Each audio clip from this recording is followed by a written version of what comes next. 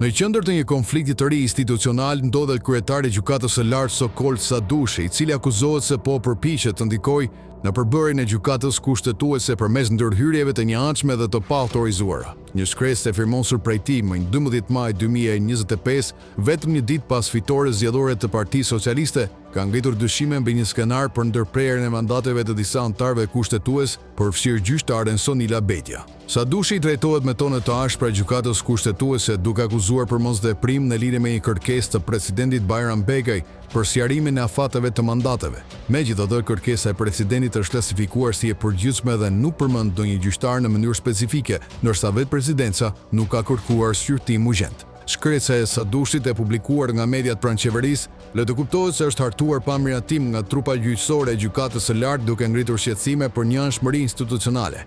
Për më tepër, dokumenti sugjeron një përpjekje për të ushtruar presion mbi gjykatën kushtetuese, ndërkohë që Sadushi, si kreu aktual i Këshillit të Emërimeve në drejtësi, ka rol kyç në procesin e përzgjedhjes së anëtarëve kushtetues deri në fund të këtij viti.